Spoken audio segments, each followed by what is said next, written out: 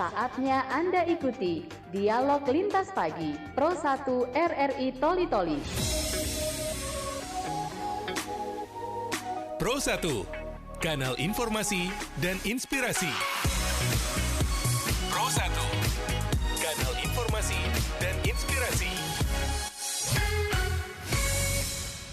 Baik, Assalamualaikum warahmatullahi wabarakatuh dan selamat pagi pendengar Radio Republik Indonesia Toli-Toli dimanapun Anda berada. Di pagi hari ini kita kembali berjumpa lewat program Dialog Toli-Toli Menyapa untuk edisi Jumat 6 Februari 2026. Coba kami ketengahkan ke ruangan dengar Anda satu topik yang tentunya menarik dan menjadi hal yang selalu ditekankan baik di lingkungan masing-masing, kemudian di lingkungan masyarakat juga secara umum. Ini menjadi penekanan semua pihak. Menata kota lewat kebersihan, wujudkan wajah daerah yang lebih asri. Kurang lebih 50 menit ke depan kita akan bersama dengan narasumber saya yang pagi hari ini sudah hadir di studio langsung di studio 1 RRI Toli-Toli. Saya langsung sapa Kepala Dinas Perumahan Rakyat dan Kawasan Pemukiman Kabupaten Toli-Toli, izin Pak Syafruddin Ar-Rahman. Assalamualaikum, selamat pagi Pak. Waalaikumsalam, selamat pagi. Baik. Kemudian Sekretaris Dinas Lingkungan Hidup Kabupaten Toli-Toli ada Pak Trias Moro. Pak Trias Moro, Assalamualaikum, selamat pagi Pak. Waalaikumsalam, selamat pagi pendengar RRI di mana saja berada. Baik, dan masih ada beberapa narasumber lagi yang coba kami hadirkan baik langsung di studio dan juga via Zoom kita di pagi hari ini. Baik dari Kabupaten Toli-Toli, ada juga narasumber kita dari Kota Berkah Buol, dan pendengar ya sudah bergabung bersama kita pelaksana tugas Kepala Bidang Pengelolaan Sampah dan Limbah Dinas Lingkungan Hidup Kabupaten Buol. Saya coba sapa Pak Rusmin. Pak Rusmin, Assalamualaikum, selamat pagi. Bisa dengarkan audio saya di sini? Baik. Halo Pak Rusmin. Ya, mungkin masih memperbaiki komunikasi kita di pagi hari ini bersama Pak Rusmin. Ya, Pak Rusmin. Halo. Baik.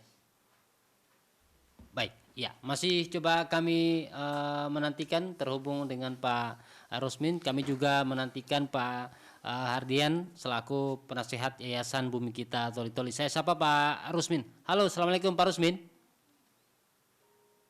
Ya, waalaikumsalam. Oke, baik. Bisa jelas suara saya Pak ya? Ya, alhamdulillah jelas Pak.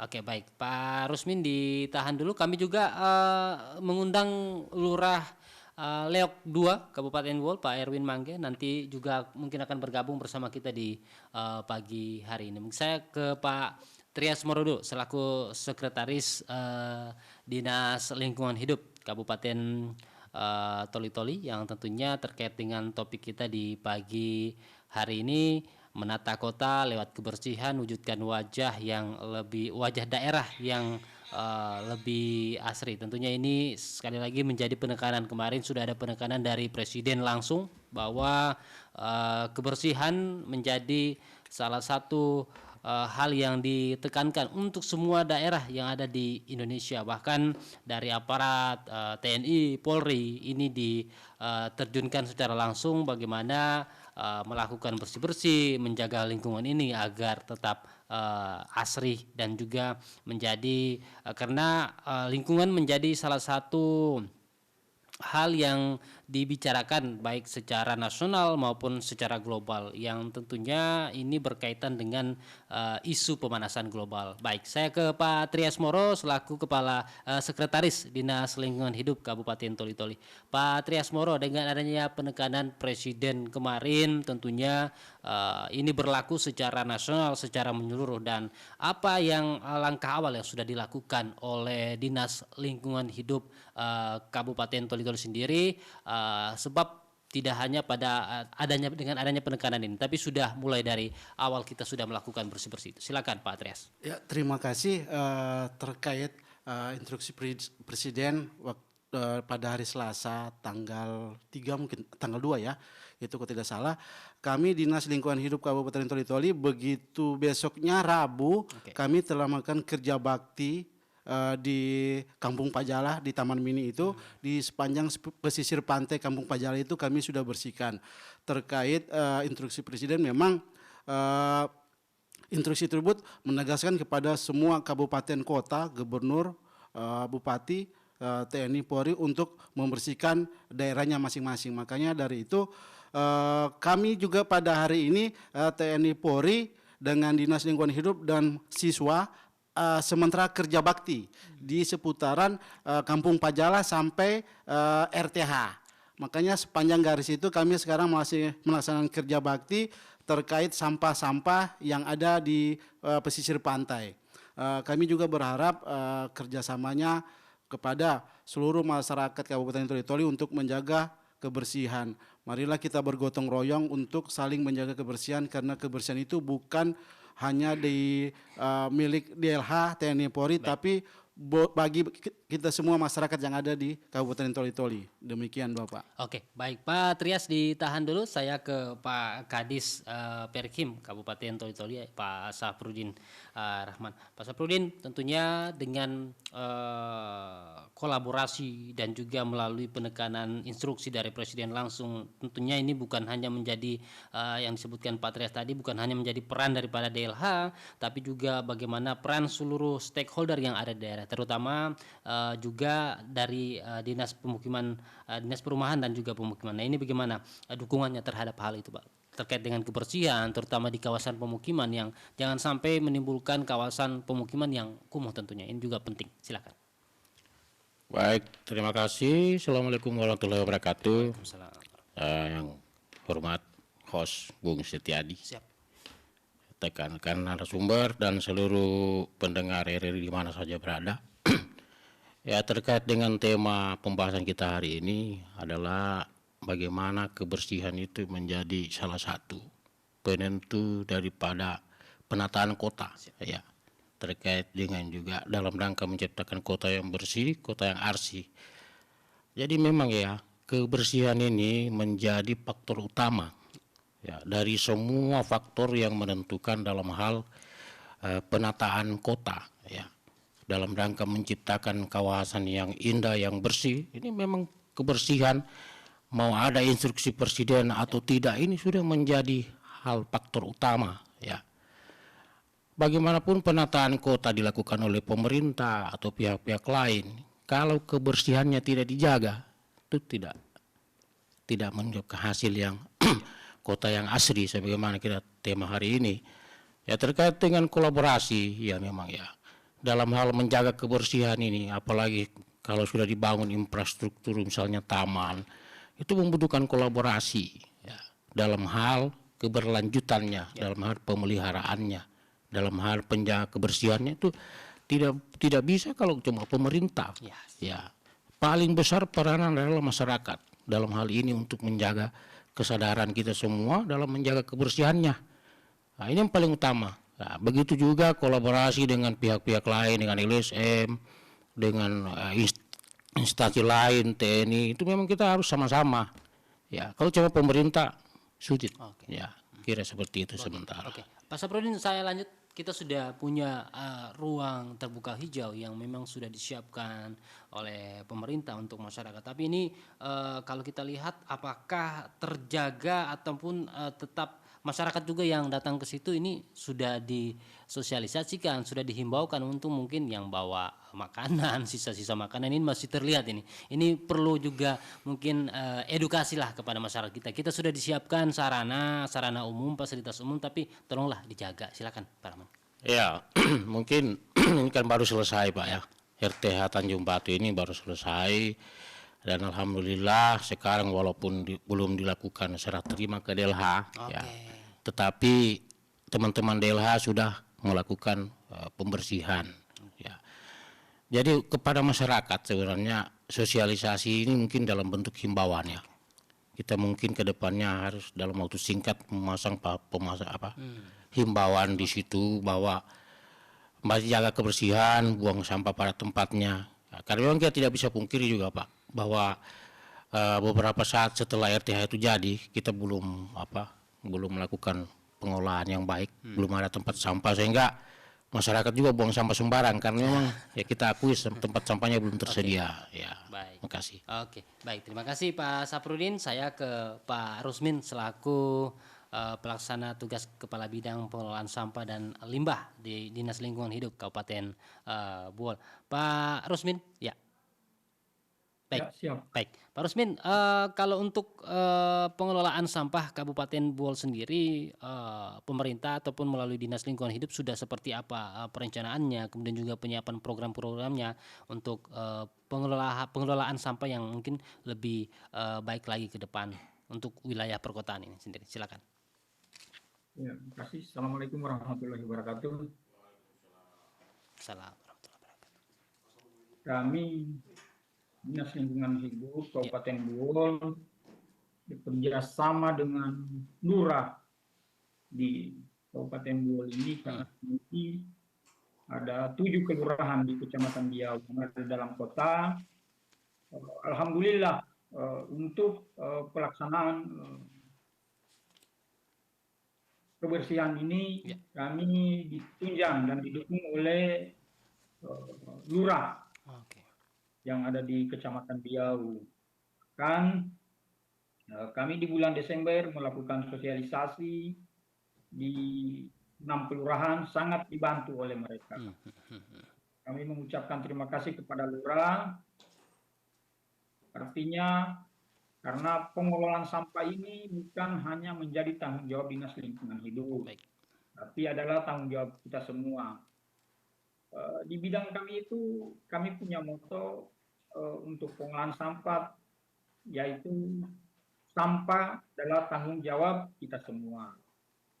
Kemudian kemarin ini kami sesuai instruksi Presiden, alhamdulillah melaksanakan pembagian tong sampah sebanyak 77 tong sampah di Desa Pajeko.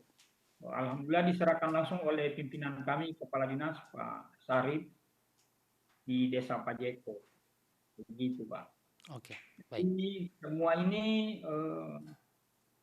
pemerintah terkait yang ada di Kabupaten Buol menunjang, apalagi sudah ada instruksi Presiden bahwa kebersihan ini bukan hanya menjadi tanggung jawab Dinas Lingkungan Hidup saja. Gitu, Pak. Ya, tapi kalau untuk volume sampah kita, khususnya di wilayah perkotaan kita ini, berapa volumenya per hari seperti apa, Pak? Dan juga mungkin beberapa persen yang sudah terkelola dengan baik volume sampah kita? Iya, untuk volume sampah yang ada di kota sekarang ini kurang lebih 12 ton dalam per hari. Per hari, oke. Iya. Nah, kemudian sampah yang terkelola itu lewat pembeli itu kami ada 1,2 ton dalam per hari. Jadi artinya karena masih kurangnya kesadaran masyarakat dalam melakukan pemilahan sampah sehingga kami punya petugas ini melakukan pemilahan sendiri begitu melakukan pengangkutan sampah. Jadi ketika ada sampah-sampah yang masih bisa dimanfaatkan, maka kami punya petugas yang akan mengambilnya sendiri dan dijual ke pengepul. Oke.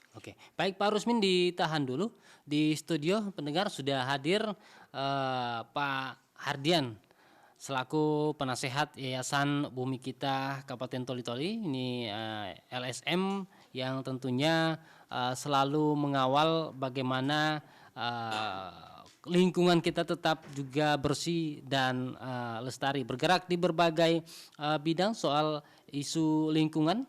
Pak Hardian, saya langsung peran daripada komunitas lingkungan Bumi Kita dalam mengawal isu-isu soal kebersihan dan juga kelestarian kota. Nah, ini di tahun 2026, kemudian juga mungkin ada evaluasi di tahun 2025 kemarin.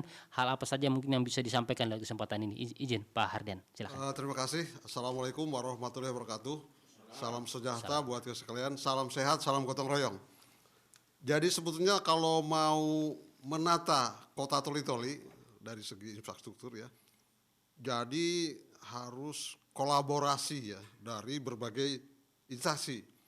Pertama dari pemerintah sendiri, yang kedua partisipasi masyarakat, yang ketiga kesadaran masyarakat, baru penataan ruang yang sudah ada. Jadi perlu aksi nyata gitu kan, bukan omong-omong doang di sini gitu kan. Jadi perlu aksi nyata. Banyak hal yang perlu ini kan. Misalnya contohnya sekarang untuk pemerintah mungkin bisa manajemen infrastruktur ya, infrastruktur persampahan. Kita mungkin saat ini belum pernah mencoba ya, sampah itu diambil malam hari misalnya kan, supaya pagi-pagi itu udah bersih gitu kan. Kita coba kayak apa gitu kan itu. Terus yang berikutnya juga harus edukasi masyarakat, kesadaran masyarakat tentang cara membuang sampah jangan sembarangan. Contohnya mungkin kita cerita dari daerah kawasan Trans Sulawesi ya, dari mulai Tambun gitu kan sampai mana itu Galang ya, sama Galang lah gitu kan. Ini yang lebih ini sudah bagus Dinas Lingkungan Hidup ya, Dinas Lingkungan Hidup udah bagus. Jadi kayak sekarang kan ada pelarangan tuh, dilarang membuang sampah di sepanjang jalan provinsi gitu kan, itu kan. Dari Nopi sudah mulai ya, Nopi Nalu mungkin ke JB ya nanti. Itu sudah bagus, udah ada kegiatan. Terus yang berikutnya partisipasi masyarakat ini mungkin kan sekarang sudah digerakkan lagi tuh. Ya.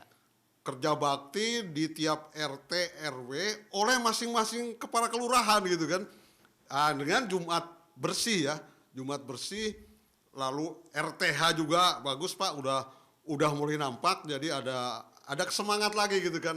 Wah ini ada destinasi wisata baru, bahwa di situ rumah terbuka hijau, udah bagus ya, sudah pokoknya kalau jam 6 gitu, jam berapa gitu, wah sudah rame gitu, orang berburu-buru, aduh mau sunsetnya dan sebagainya.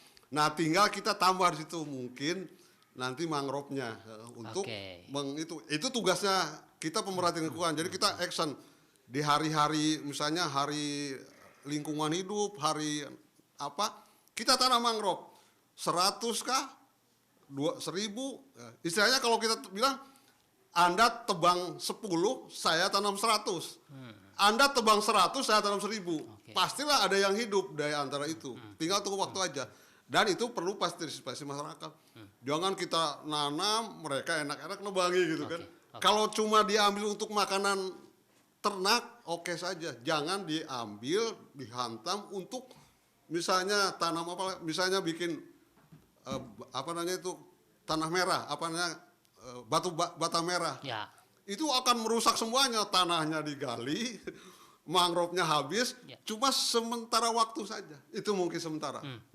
Artinya Pak Hardian mau sampaikan mangrove juga ini penting untuk bagaimana wajah daerah ini bisa lebih asri kelihatan. Salah satu mangrove, tapi kita juga di tanah milik sendiri, tanah kosong ya, di halaman rumah.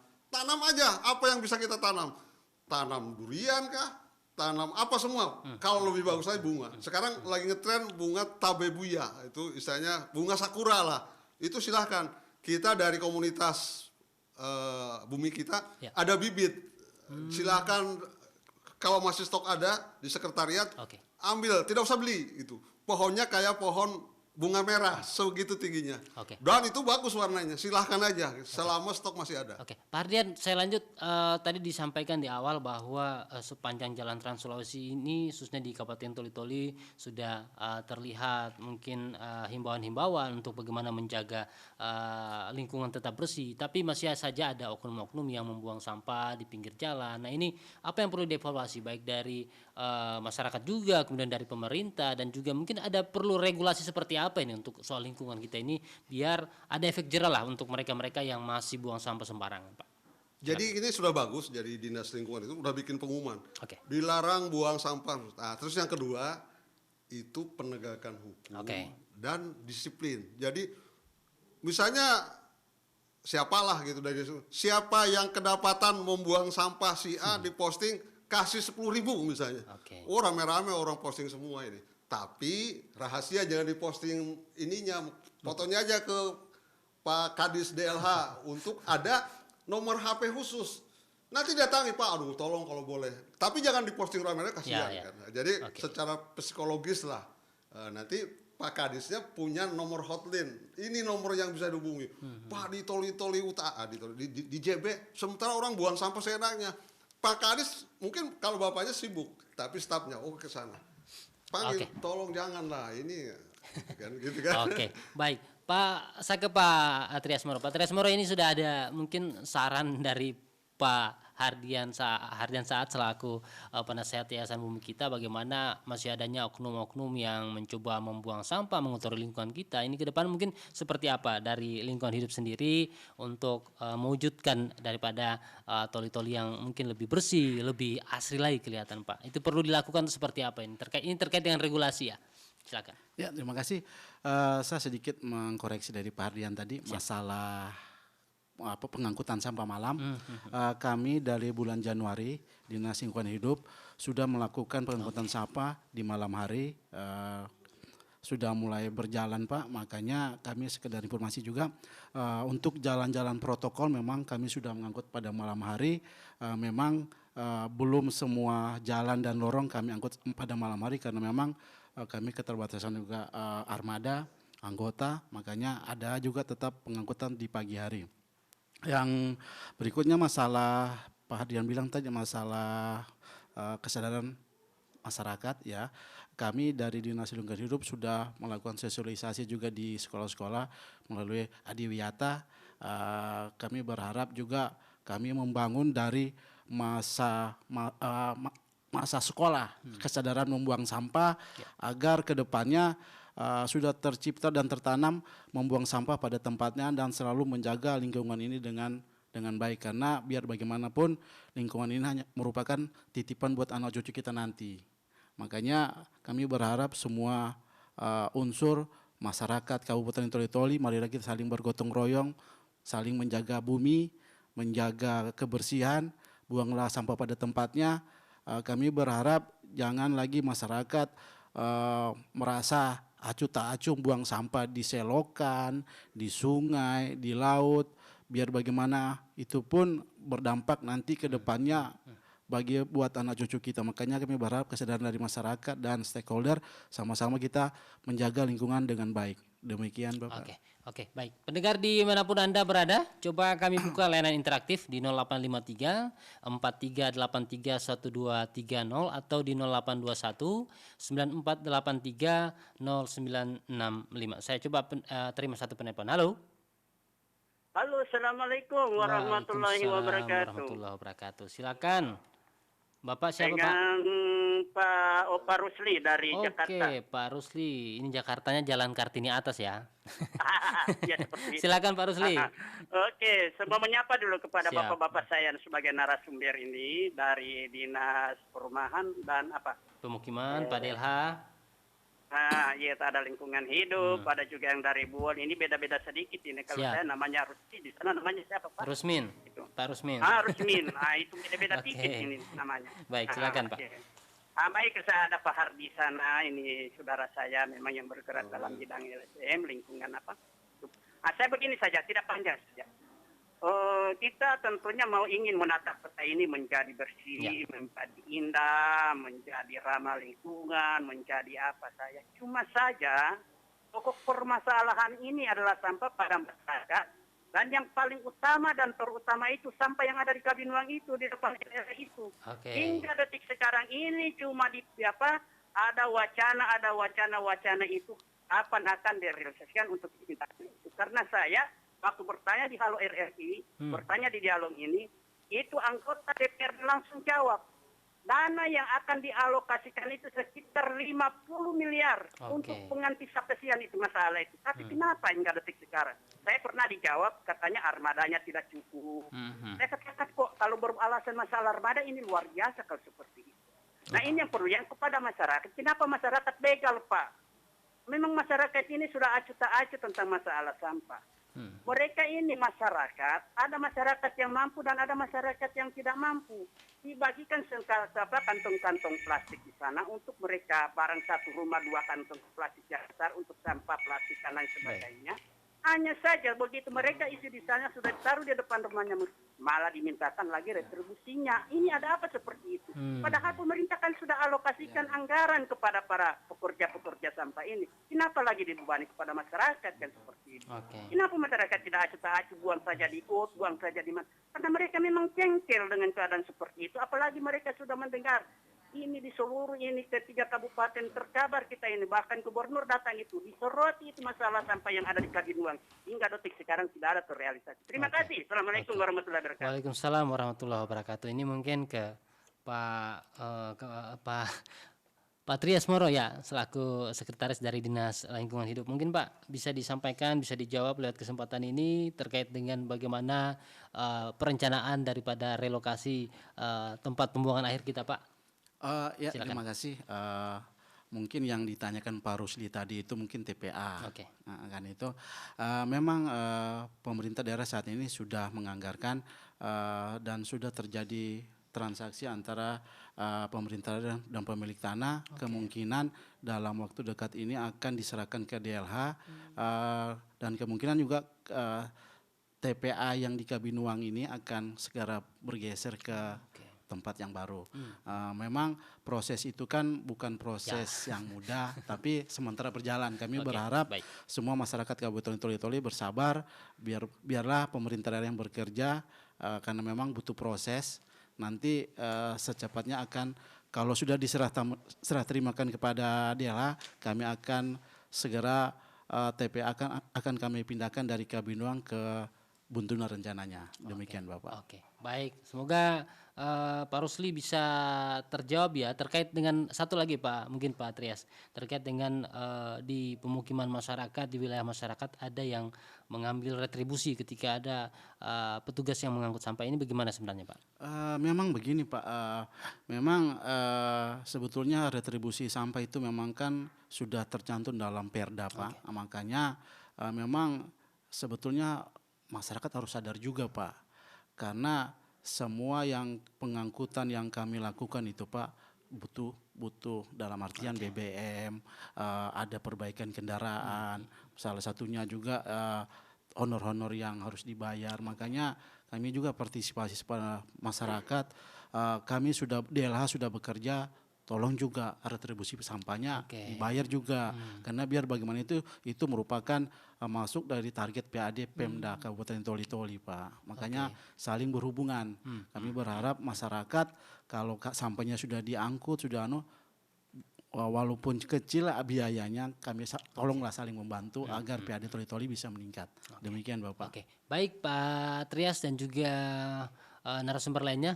Pendengar dimanapun Anda berada, kita masih dalam program Dialog Toli-Toli Menyapa, Menata Kota lewat kebersihan, wujudkan wajah daerah yang lebih asri. Kami buka interaktif di 085343831230 atau di 082194830965 sambil menanti penelpon, dan juga kita coba rehat sejenak untuk mendengarkan beberapa pariwara berikut.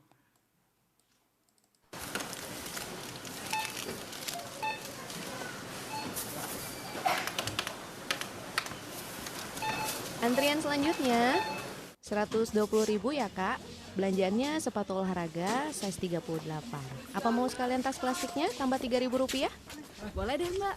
Kebetulan nggak bawa tas nih. Nggak usah Mbak. Saya ada nih bawa kantong belanja. Kenapa? Kan cuma 3.000. Murah kali. Masalahnya itu bukan murah. Tapi, data dari Kementerian Lingkungan Hidup dan Kehutanan diketahui bahwa timbunan sampah plastik di Indonesia terus meningkat dan diperkirakan akan terus bertambah hingga tahun 2025 mendatang yang mencapai 9,9 ton juta, setara dengan 13,98% dari total volume timbunan sampah periode tersebut. Makanya, pemerintah menghimbau masyarakat untuk mengurangi penggunaan tas plastik, salah satunya dengan membawa kantong belanja sendiri. Memang kamu mau jadi salah satu penyumbang bertambahnya sampah plastik? Maaf Mbak, gak jadi deh tas plastiknya. Pakai kantong belanja teman saya aja.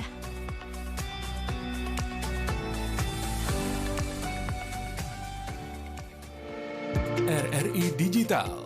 Nikmati kemudahan interaksi partisipasi, dan kolaborasi dengan RRI Digital. Interaksi, dengar dan saksikan siaran langsung kami, daftarkan akun Anda, dan mulailah berinteraksi di setiap program dan konten kami. Partisipasi, kreasikan konten Anda berupa berita, podcast, vlog, film, musik, dan playlist. Kolaborasi, kami mengajak berbagai komunitas untuk berkembang bersama melalui digital platform. RRI Digital kini juga menghadirkan terobosan baru, workspace platform, dan online learning platform dengan fasilitas-fasilitas unggulan, monitor impact and outcome, meeting online, video conference, dan library. RRI Digital menghadirkan fitur-fitur untuk peningkatan interaksi, partisipasi, kolaborasi, workspace, dan learning. Segera download RRI Digital.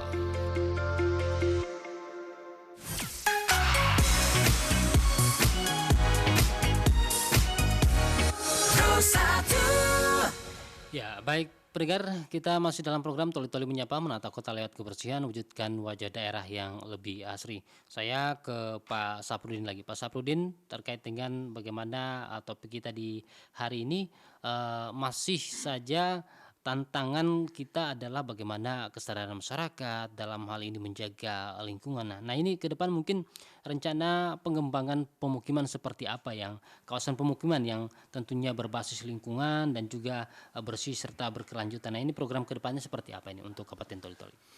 Tapi ditahan dulu, Pak. Ada penelpon. Baik. Halo. Halo, Assalamualaikum. Waalaikumsalam. Dengan siapa, Pak? Dengan Pak Gafar di Tende. Oh, Pak Gafar. Silakan Pak Gafar. Terima kasih atas kesempatan saya berbicara masalah sampah ini, Pak ya. Siap. Kalau menurut saya, kasihan pemerintah itu sudah ada programnya bagus. Hanya yang jadi masalah sampah ini dari masyarakat. Tidak ada kesadarannya. Karena dia ringkas, begitu ada sampah di tangannya langsung buang saja.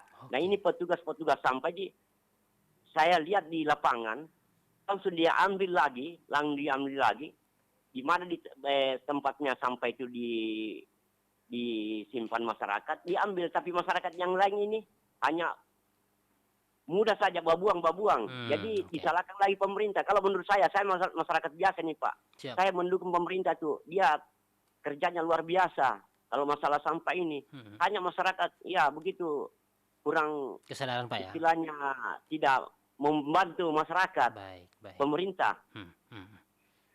Makasih banyak, Pak. Baik. Itu. Terima kasih Pak Gafar di Tende.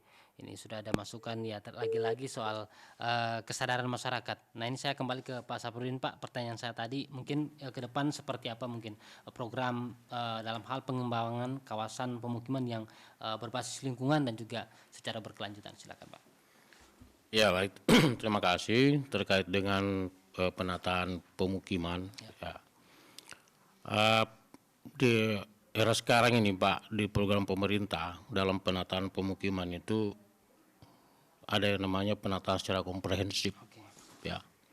Jadi dalam satu kawasan pemukiman kubu contohnya itu, jadi bukan cuma dia punya rumah yang diperbaiki, tapi juga dalam hal sanitasinya, persampahan, drainase, jalan lingkungan, penerangan jalan umum, ya.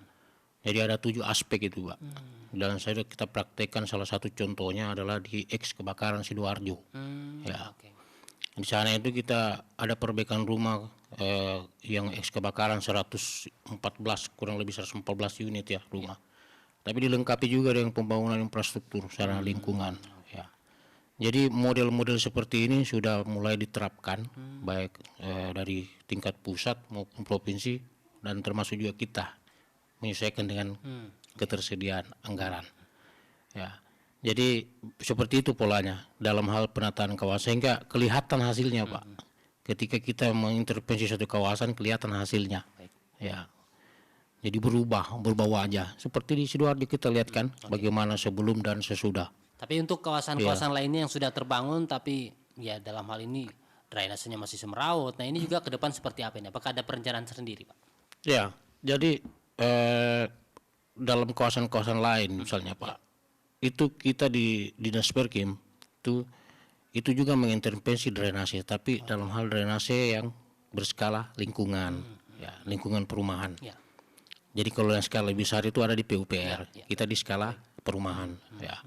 Jadi kita juga Pak mengerjakan drainase, ada beberapa drainase di kawasan perumahan, ya seperti itu. Ini kadang juga ada ketika ada pengusaha ataupun developer membangun sebuah kawasan perumahan. Nah ini pengawasan kita itu seperti apa sebenarnya Pak ke situ?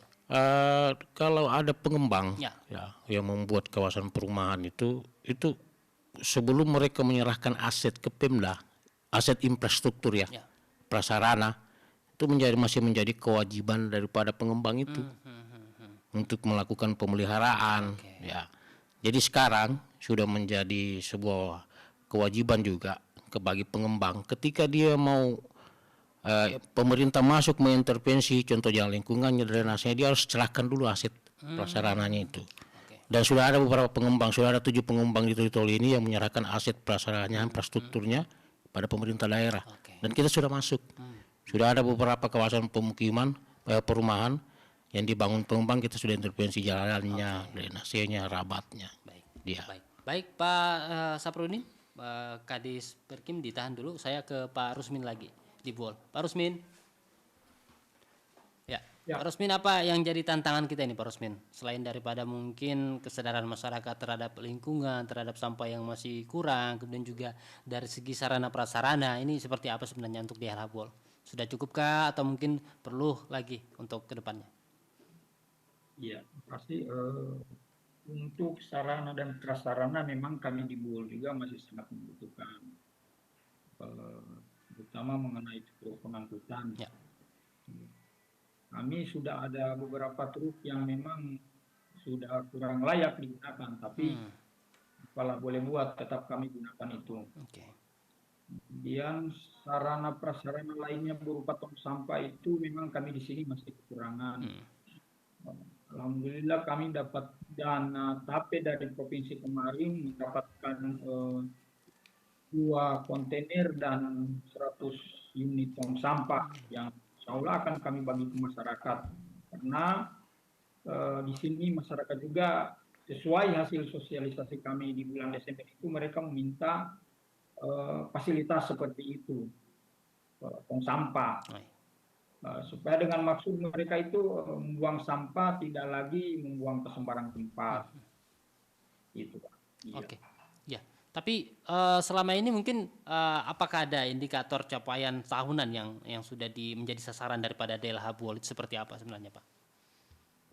Sebenarnya memang untuk indikator tahunannya memang ada, cuman memang kami belum mencapai itu karena fasilitas belum cukup.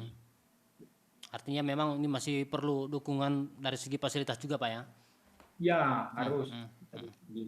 Semua dari segi fasilitas, kesadaran masyarakat, dalam membuang sampah. Artinya seperti saya bilang tadi itu memang sampah ini bukan hanya menjadi tanggung jawab kami, tetapi adalah tanggung jawab kita semua. Oke. Baik Pak Rusmin, ditahan lagi. Saya ke Pak Hardian sambil kita menanti penelpon. Pak Hardian, kalau kita lihat daripada kebersihan lingkungan kita, nah ini sudah di mana-mana sering digaungkan untuk bagaimana masyarakat untuk turut serta mengambil bagian dalam bersih-bersih lingkungan. Tapi mungkin lewat kesempatan ini apa kritik yang ingin disampaikan oleh Pak Hardian sendiri, baik kepada masyarakat dan juga kepada stakeholder, terutama pemerintah daerah dalam hal penanganan sampah ini untuk lebih baik lagi, secara masif lagi ke depan. Terima kasih. Ini kan pemerintah ada program PKH. Kelurahan punya kewenangan. Jadi besok umumkan, yang mau menerima ini tolong kerja bakti. Habis kerja bakti kita bagi. Yang tidak hadir, nggak usah kasih dulu pada saat itu. Panggil dulu ya, kenapa Anda tidak hadir? Oh itu efektif. Terus yang berikutnya RT dibikin pertemuan rutin. Mungkin sekarang tinggal berapa RT yang bisa pertemuan rutin tiap bulan. Nah itu tugasnya BPMPD. Urus dia, suruh pertemuan tiap bulan. Nah gitu kan pasti ngomong, kamu tidak pernah hadir nih, ada apa? Warga mana dia gitu kan? Nah itu saya kira. Terima kasih. Artinya di lingkungan masyarakat ini yang mungkin batu penggeraknya yang kurang atau seperti apa Pak? Pertama memang masyarakat kita itu sibuk. Ke kebun pagi, ke empang jam berapa, ke pasar. Jadi memang harus pintar membagi waktu Pak Lurahnya ini, Pak RT-nya ini. Tapi hari Jumat itu sudah kesepakatan ya Pak Bupati. kerja bakti di lingkungan masing-masing, di got-gotnya, di halaman rumahnya, minimal di depan rumahnya. Orang lain udahlah biarkan dulu, kita depan rumahnya. Coba ada yang, saya mohon maaf ya, boleh lihat hari ini, di depan rumahnya, waduh, rumput masih di pagarnya, pagar besi loh. Berarti selama ini itu saya bukan menyalahkan ya. Tinggal Pak Lurahnya halaman kotor itu tolong dibersihkan. Tidak enak kita dilihat ada orang lewat gitu. Itu mungkin. Tapi bagaimana dengan aparatnya sendiri yang tidak bergerak? Itu urusnya Pak Bupati. Ganti aja, kenapa? Banyak stok loh. Banyak stok yang pinter-pinter dan berdedikasi. Yang tidak mau ikut program Pak Bupati, mohon maaf, minggir saja Pak, masih banyak stok. Itulah kasarnya ya. Tapi kan tidak semudah itu Pak. Karena pasti ada hal-hal yang harus dibicarakan. Saya kira itu. Oke, baik. Pak Harian ditahan dan juga pendengar dimanapun Anda berada, masih kita dalam program Dialog Toli-Toli Menyapa pagi hari ini, menata kota lewat kebersihan, wujudkan wajah daerah yang tentunya lebih asri. Kami nantikan di 0853 4383 1230 atau di 0821 9483 0965. Mungkin masih ada pendengar yang ingin berkomunikasi langsung bersama kita di pagi hari ini. Ya, silakan di 0853 4383 1230, 0821 9483 0965. Halo. Ya, halo, selamat pagi. Selamat pagi, dengan siapa, di mana? Ya, salam sehat, salam tangguh untuk semuanya. Ya. Dari Ibu Dani di Kelurahan Panasakan. Oke, Ibu Dani, silakan Ibu Dani. Ya, baik, terima kasih. Selamat pagi dan assalamualaikum warahmatullahi wabarakatuh. Ya. Tentang sampah ya. Iya. Ini nggak ada penyelesaiannya kalau nggak ada kolaborasi bersama, baik dari pemerintah, stakeholder terkait maupun masyarakat. Apalagi sampah terbesar yang ada di sekarang kita ini adalah sampah dari hulu, dari sampah rumah tangga ya, itu mungkin ya 60-60% itu sampah berada di hulu, sampah rumah tangga. Kalau yang saya perhatikan ya beberapa hari, kalau di Toli-Toli ada yang namanya air yang pasang surut itu ya. Nah, kalau airnya udah naik terus turun juga semua sampah-sampah itu. Ini perlu ada perhatian ya pemerintah, baik masyarakat itu dari mungkin RT RW, ketegasannya seperti apa, karena masih banyak juga itu sampah-sampah di lautan yang ini pastinya dari sampah masyarakat ini, sampah di rumah tangga begitu. Ya itu sih kalau saya mau soroti seperti apa pemerintah melihat itu ya, apakah penindakan